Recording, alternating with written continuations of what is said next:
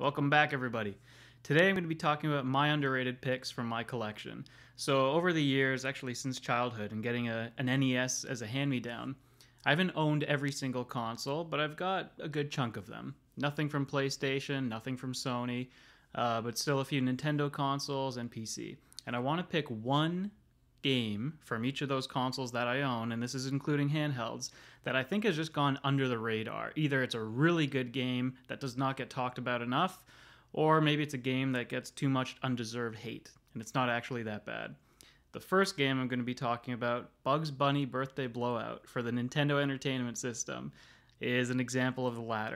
Well, what can I say about this game to make you guys want to play it? The AVG ended an episode on Bugs Bunny, and it's probably one of the most popular episodes, and he just completely trashed it. He had nothing good to say about this game, and I kind of understand that coming back to it so many years later. I remember this game being a lot better than it actually is, but that's not to say that it's a bad game. It's completely playable, and the controls are fine. You have the odd slowdown, which can interrupt you a little bit, but if you're patient, that shouldn't bother you, and you should still be able to complete the levels without dying. I thought this was a really easy game, at least coming back to it now as an adult. For some reason, when I was a kid, this was one of the hardest games ever. And there are certain parts and levels where I just got stuck every single time, but having a bit of a carefree attitude, playing it now and just wanting to record some quick footage, I raced from left to right in every stage, and I didn't die until 3 stages in. I'll just go over a few things really quickly for you guys who aren't familiar with this game. As you can see on screen, the levels don't have the nicest color palette. There's a decent variety in colors, but they don't really mesh that well to make a beautiful backdrop. Not like Super Mario Bros. 3, where there's a really unique vividness to the colors chosen. In this game, they're all a little bit washed out. The enemies, there's not that great of a variety with the enemies, but they have some unique traits for each of them. These odd, like, soapbox looking guys, they spew bubbles up, and if you happen to jump on a bubble, you can ride it to the top of the screen. Could be useful for collecting carrots, though I never had to use it. I was always able to find jumps and different platforms that I could climb to access these things more naturally. There's these other enemies. You can get on top of them, use them as platforms, or even ride them across parts of stages. When I was a kid, the only way that I could complete a specific stage was by riding one of these enemies. Now, as an adult, I found a different way to do it, and hey, I guess that's what 30 years of gaming experience will do for someone. These odd walnut-shaped glowing suns, these are the enemies you want to look out for, because when you kill them, you have the chance of picking up a heart. But more often than not, you might kill the enemy in an area that makes the heart inaccessible. It could be behind a bush, or it could be in a platform, whatever. They have no limitations to where they can travel, but the heart will get stuck somewhere. Finally, to round out the enemies, we've got the bosses, and they're not all that bad. I only ended up dying to one particular boss as I played through 4 stages. The stages, by the way, they're broken down into 3 or 4 levels each. So me playing 3 stages to get to this boss, I only played 9 to 12 levels. Then we have a couple of my favorite things about the game. I'm not recommending you guys to play it. I'll just point these out for you. If you're still curious about this game, definitely give it a shot. I don't think you're going to hate it. I mean, there's definitely worse games out there. So here we go. First, we have what I'm going to call pipes, just because this game takes some influences from Mario. You know, treat these as warp pipes, where you jump in them, you access a different area, a different part of the level, and you can collect more carrots. I wish there was more variety in the collectibles other than just these carrots. These carrots serve no purpose other than, well, 2 purposes. One is boosting your score, but I don't think people really care about score when they go back and play these games. And 2, these are your currency for mini games. These mini games are what really still make me enjoy playing through this game. You've got this first one here, which comes up all too often. It's a randomized bingo, I'll call it. You have no choice in really what numbers you get. You press A to stop this little counter on the right, but it's highly inaccurate, so good luck getting anything in a row. If you happen to get 3 in a row, you get a life, and I believe if you get 4 and 5, you'll get more than just 1 life. Well, good luck with that. My favorite mini game is the only other one that's available, and is this whack-a-mole. You'll see my cursor. Bugs Bunny's going all over the place here. I don't know what it is, but the controls here are way too fluid. You give a little tap on the D-pad, and Bugs Bunny is sent flying. So just be a little bit gentle when you're going to be playing this mini game.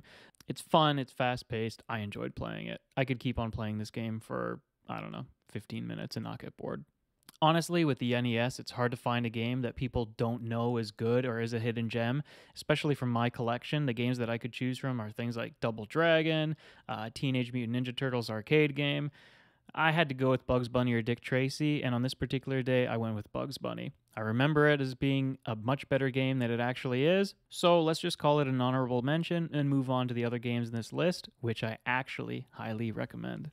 Moving on now to handhelds, and I'm going to be lumping together all of the Game Boy generations just because my individual collections for Game Boy, Game Boy Color, and Game Boy Advance doesn't have that much variety. I don't have that many games for those systems. So, for the Game Boy Color, we have Monster Rancher Battle Card GB. And as the title suggests, this is a card battling game, similar to Pokemon Trading Card Game or Yu-Gi-Oh! Or anything that you're familiar with. Now, compared to the Yu-Gi-Oh! Games, this actually has a storyline, and you feel like you're actually setting off an adventure, similar to maybe Link's Awakening, or more accurately would be Pokemon. The Yu-Gi-Oh! Games are great, but the dialogue in those games is rather frivolous, and it's really just a means to carry you from battle to battle. In this game, dialogue is actually giving you more hints about the world, and you're learning what characters are up to. You're getting clues about how things work. You can interact with different objects all over the place, and you can have some flavorful text to just kind of make it feel like you're in a living world. So once you're done exploring things, clicking on different objects and talking to the NPCs, you decide to carry on with your adventure and somebody hands you a quest. You're directed to a set of ruins, and when you're at the ruins, here's a really pleasant surprise. This game has dungeon crawling elements. For any of you who are not familiar with dungeon crawlers, in this game at least it's presented as a top-down dungeon crawler. You control your character in a bit of a labyrinth. And in this labyrinth, as you explore the different rooms, the narrow corridors, you're going to encounter enemies. When you encounter an enemy, it takes you into the card battle. You can find different treasure chests. In this game, when you loot a treasure chest, some guardian or demon, whatever it is, decides to challenge you again. There's a lot of battles in this game. Thankfully, they are fun. They nailed the gameplay when it comes to the card battles. The game mechanics, you can figure them out fairly quickly. There's some tutorials in fabulous English where either the localization wasn't so great or they didn't bother proofreading everything when the game went to publication. Whatever it is, it's funny to read it. I'm going to show some of it on screen here. And it doesn't really hold you back from learning the game either. It doesn't teach you very much, but it's a really intuitive game and you're going to get the battles in a matter of 1 or 2 tries.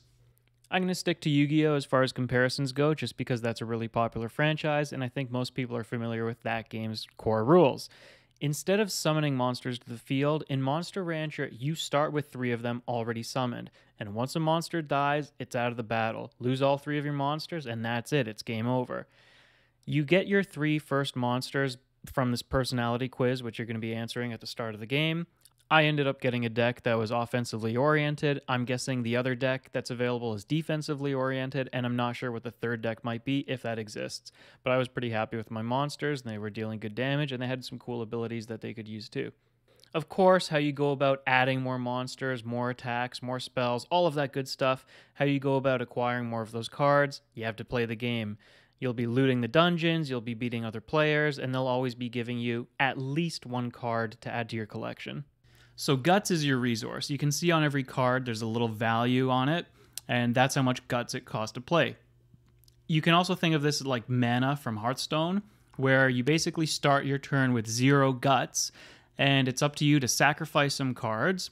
You just throw them into the discard pile. You get guts in return for them, and then that allows you to play different cards during your attack and defense.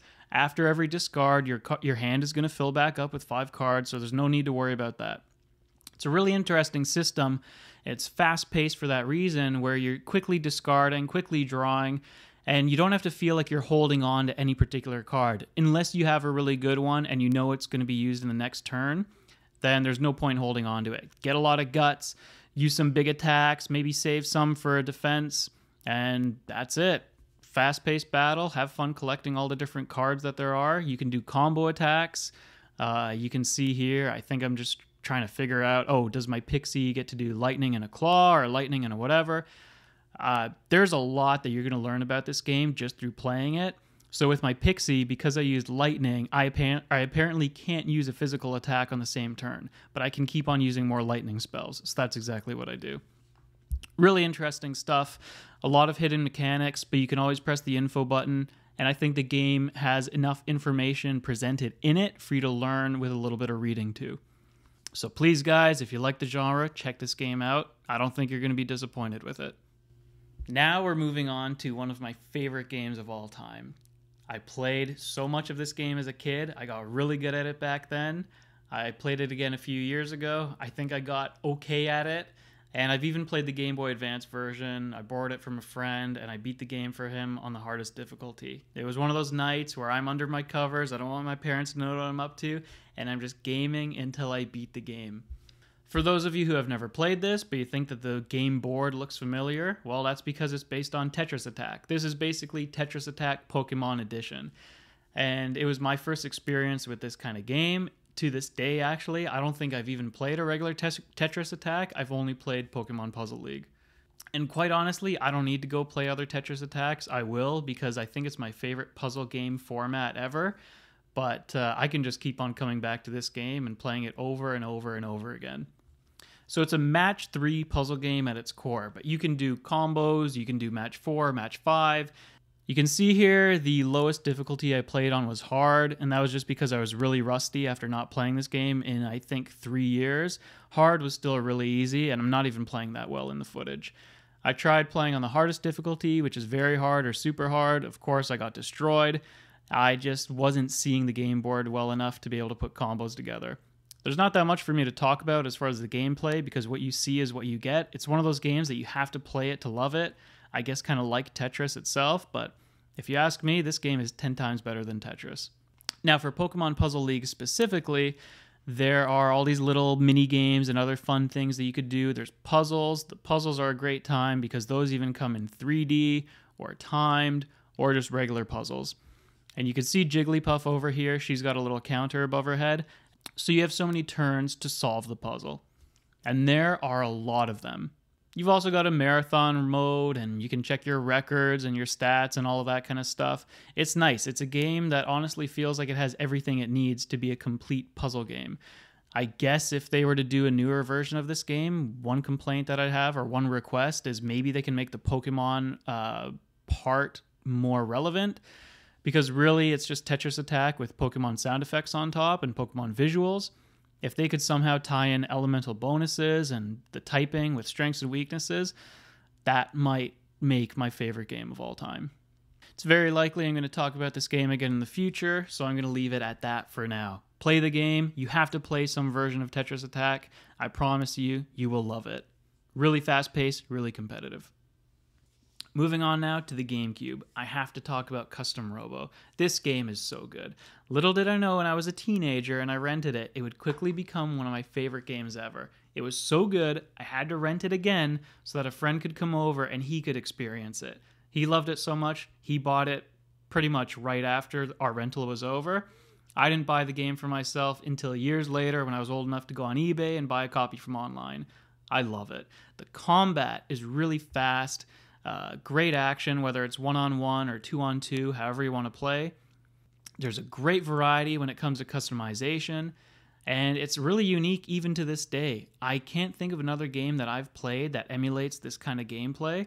So if I want to experience this, really my only option is going back to Custom Robo. It seems like no matter how many hours I put into it, I could always pick another customization and experience something new when I'm playing.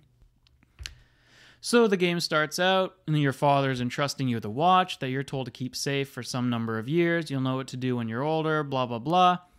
JRPG stuff, right? Finally, your character comes to. It's time to play and see what the world looks like, and it really reminds me of Pokemon Colosseum. The characters are over-stylized. The graphics have that little bit of a futuristic look to them, kind of like Mega Man. I've got to give praise where praise is due, and in this situation, it's with the dialogue. The dialogue in this game is surprisingly funny.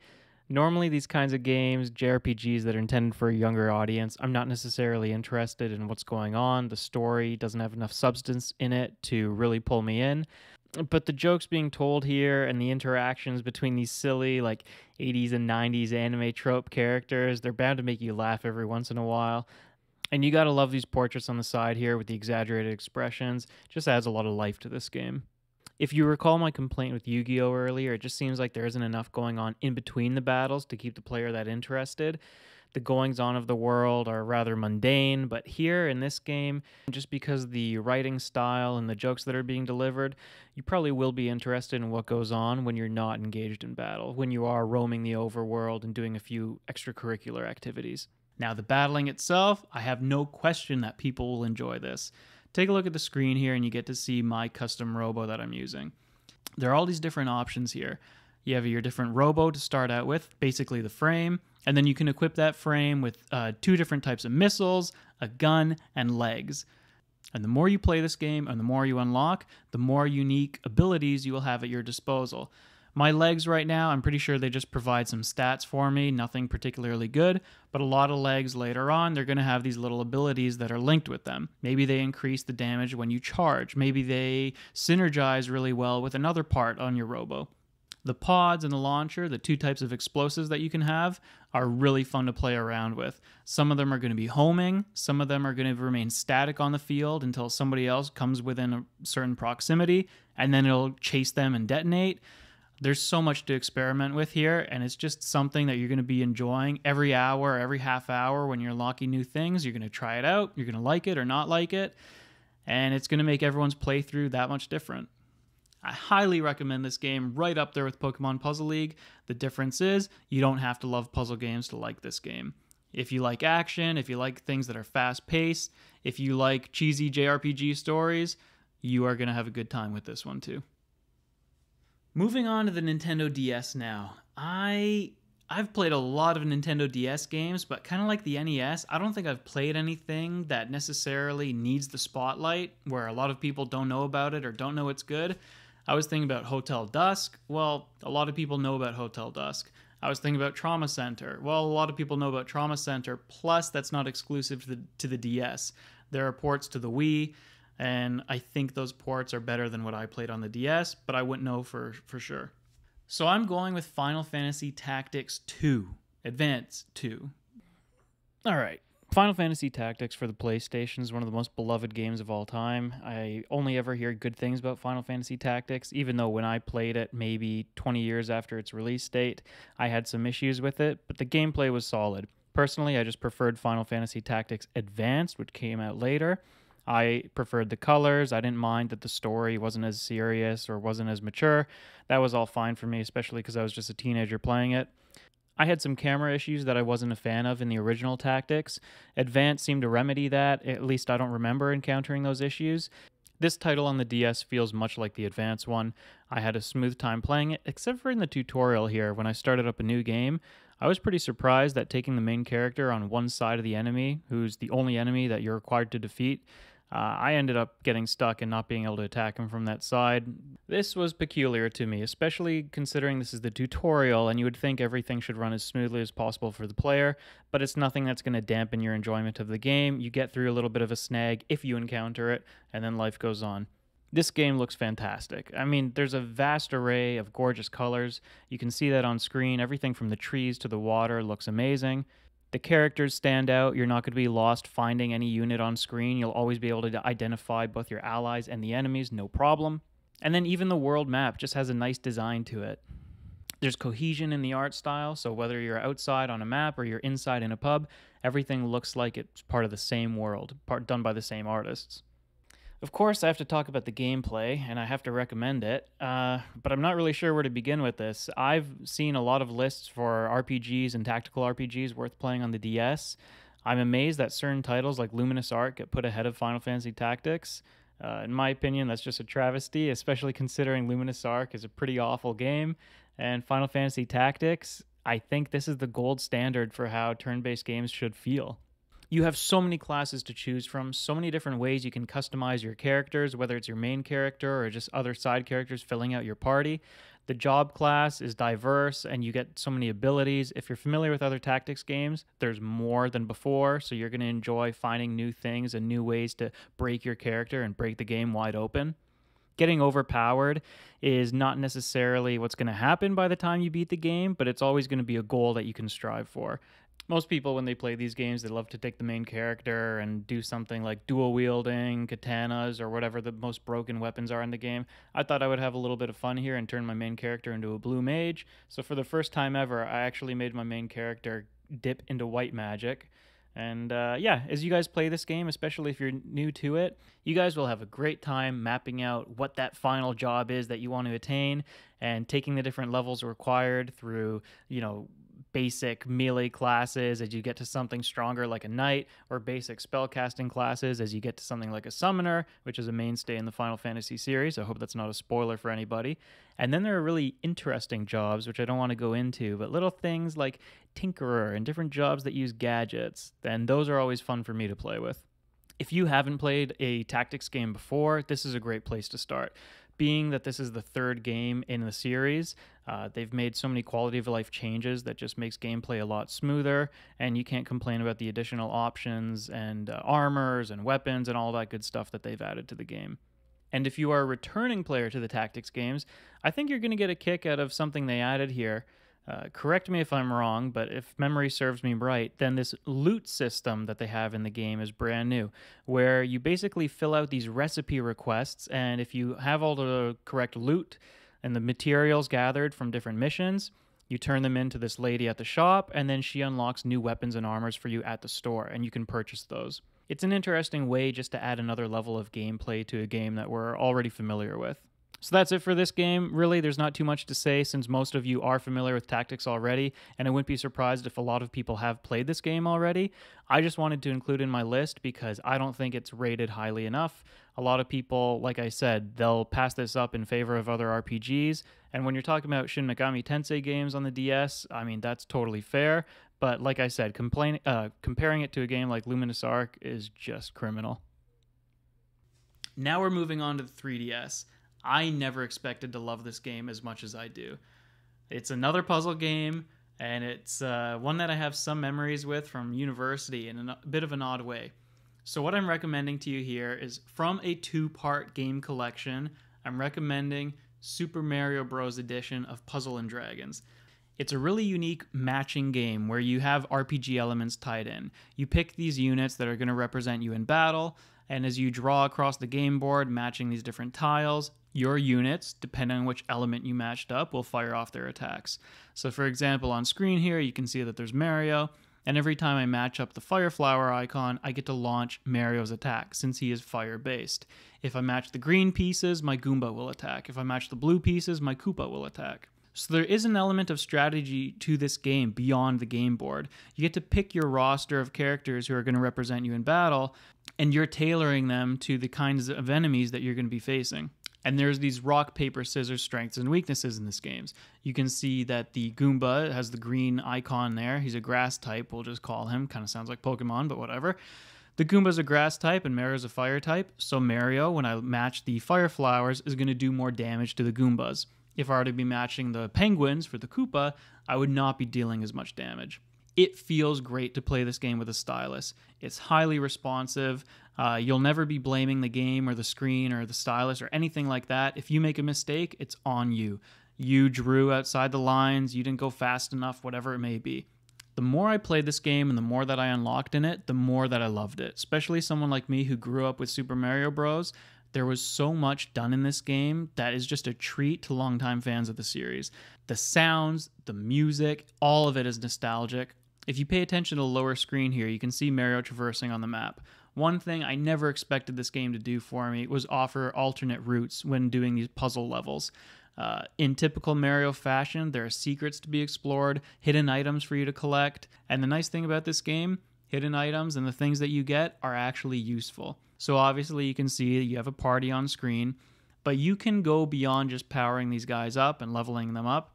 You can fuse monsters, you can unlock new abilities, you can even evolve them. If you think about a Koopa and the different types of Koopas you've seen in Mario games, they're the Paracoopas, or Paratroopas, whatever they're called.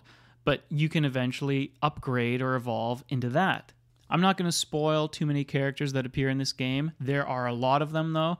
The more you play, the wider that smile on your face is going to spread because you're going to be so surprised by what a good job this third-party studio did with the Mario title. Now, in case I haven't explained the gameplay enough and you guys watching don't exactly know what's going on, so as I drag this puzzle piece around, everything that's ahead of it eventually gets moved behind it. And what you're trying to do is move through pieces a certain way so that you will be creating match 3, match 4, And as different puzzle pieces get cleared out and more come in from the top of the screen, if you're pretty lucky, then they might create match threes on their own, and then you get combos. And when the combos go off, you get huge damage multipliers, and big damage multipliers means more items dropping. Items dropping means more upgrades and evolutions and all that good stuff. So it's a really fun gameplay cycle here going on, from the game board to what you do outside of the game board. So the eShop is closing next year. Everybody should hop on the opportunity to buy this game. I'm pretty sure it's available digitally. It's gonna last you guys a long time. Look, puzzle games have infinite replayability, and this one is no exception. Anybody who's fond of the Mario series, who grew up with it, or even who just got into it more recently with the DS titles maybe, you're going to have a great time with this game. You're going to appreciate all the details that developers made to make this feel like a part of the franchise. This is easily at the top of my recommendation list. Please try to play this on the 3DS with a stylus. You will love it. So my phone died while I was recording. Anyway. For the Switch, we have Let's Go Pikachu. Now, when this game was coming out, it was going to be the first Pokemon game on the Switch. Don't forget that. People saw the trailers, and at first they were really excited by them. What were we seeing here? The graphics looked pretty good. Okay, recognizable Pokemon with Pikachu and Eevee. And then we saw that they were remakes of the first games, the Kanto games. And then we also saw that the Pokemon catching was not what we were used to. There was no battling for catching Pokemon. It was, in fact, the Pokemon Go catching mechanics. I immediately lost interest. I didn't even want to give this game a chance. I just thought, you know what? Forget it. This doesn't fit in with the main line. I will skip it, and I'll pop back into the series when they do the traditional gameplay again. Well, I waited many years, I think. I'm not sure how long it's been out now. But I waited some years for the game for me to finally play the game, and I gotta say, I actually really enjoy it. That's why it's here on this list. That's why I'm recommending it. And I really mean this recommendation, not like Bugs Bunny. This game is a really pleasant surprise, especially coming off of Pokemon Sword. And I've dabbled with Pokemon Brilliant Diamond a little bit. I gotta say that this, so far, is a better remake. As far as just remaking an old game goes, this does a much better job. They did a lot of things right with this game, and they were faithful in so many different areas. For example, think about the first time you played the games. Well, you played them over and over and over again, and you wanted to learn every secret back in Red, Blue, and Yellow. You knew that when you went to Viridian City and you walked up that little path, and then you saw the tree there and you clicked on it, you got a hidden item. That's still there. You know that before you entered foot in Viridian Forest, if you went west of Viridian City, you could battle your rival. Completely optional battle, completely missable. That's in this game too. So from what I've played so far, I've got 4 badges and I've explored up to Fuchsia just so I could unlock the Pokemon Go compatibility with this game. The catching mechanics are actually pretty fun. You have your choice of playing with either the little Pokeball attachment, which I do not have, holding the Switch, or holding a Joy-Con. I prefer holding the Switch. It just fits and feels more accurate at the very least. The Joy-Con has a few issues, especially when it comes to catching Pokemon that are moving around. Throwing the Pokeball could be a little bit wonky. Using the Switch is perfectly accurate. When do you actually get to battle in this game? Because yes, you do get to battle. You have traditional battles against other trainers or gym leaders. In those scenarios, you guys know exactly what it's like. Your Pokemon, your party of 6, they each have 4 moves. Fire is strong against grass. You've got all the elemental types and weaknesses. That's all there. The only thing that has been stripped out of the game are abilities and actually hold items. So you have natures, you have stats, you have hidden values, you have all the moves, and you even have a special and physical split, but you do not have held items, and you do not have abilities. Do those really bring the game down? I'm going to say no. I'm going to say this game is still worth playing, and the battles are still enjoyable, even without those things. I would say that this is the definitive remake of the Kanto games. It most closely follows Pokemon Yellow, and especially with how you can have Pikachu or Eevee following you around. And you can have one more Pokemon following you around. And you can dress up your Pikachu and your Eevee. You can change your own outfit. There's just little things that make replaying a Generation 1 game so much fun again. Tons of quality of life improvements and a pleasant surprise, especially when I thought this game would be so watered down. But nope, If you're a fan of the Pokemon series, you will be a fan of this game, and it is worth playing. And if you play Pokemon Go and you link your account, you can transfer Pokemon, so you can actually complete your entire Pokedex on your own. You do not need another Let's Go player. Still going over here because I still have to make up for lost footage. Now, PC games. This is a really tough one. I have a lot of games here. Well, actually, I've got 3 games on my list, but I've got a lot of games here. The thing is, I don't want to go for another puzzle game. I feel like I've got too many puzzle games on this list, even though the one that I could talk about is an environmental puzzle game. I'm going to talk about Banished. And in a previous video, you guys actually saw gameplay footage of Banished. Why do I love this game so much? What is so good about it? First of all, it's a little bit of a hardcore simulation.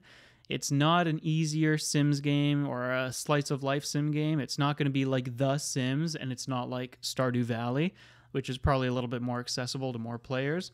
This is along the same lines of something like a Mindustry or a Factorio, but rather than being set in a futuristic setting or in a sci-fi setting, you are basically in the early 20th century, I want to say. You start from a small town, and it's your job to plant crops and raise some animals and get into the woods, be a logger, do whatever. Tons of different things that you can do in this game, a lot of different structures, and a lot of different ways that you can harvest and collect resources.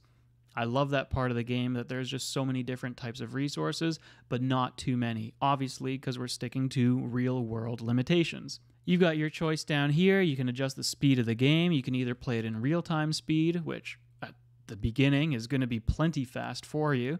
But as you get a little bit more comfortable with the game, you can try ×2, ×5, ×10. And for much of the game, you actually will be playing on ×10. You can also slow the game down. You can even freeze the game, pause the game, and you can just enjoy zooming in on different animals or seeing what your townspeople are doing. Look at the little details on the buildings. One of the reasons why people love this game, not me personally, but one of the reasons is the modding available. If you buy this game on Steam and you have access to the Steam Workshop, you will have so many opportunities and so many different things that you can do with modding the game. So my friends have said, I like to play my games vanilla. That's just one of my quirks, where I like to keep things default or bare bones or vanilla, whatever you want to call it. I want to play the designer's experience, the designer's vision. But the mods let you change gameplay, the mods let you change the look of the game, and many more things, I'm sure. Last thing I want to talk about here is the difficulty. You should not be surprised if you die. Well, dying is a bit of a unique situation in this game. So your townspeople will die. Your townspeople will get sick or get hungry, and you will do your best when you see that notification to try to help them out. Maybe it's sending more people to the fishery. Maybe you got to start setting more people out into the woods so that they can collect some berries or whatnot. Look, it's probably not going to help you. You're probably going to be just watching your villagers die off like dominoes falling, and you're going to have to restart your game or go back to an old save. Make many saves, because you will make many mistakes. And when you feel like you've gotten to the point of frustration, when you cannot get any further on your own, do read a guide. Follow a guide for a playthrough or two, and then the game will completely click for you. But just be aware of that. There's no going back. Once you know how to play the game to survive, that's it. But again, hey, maybe that's where the mods come in, because the mods can change the gameplay.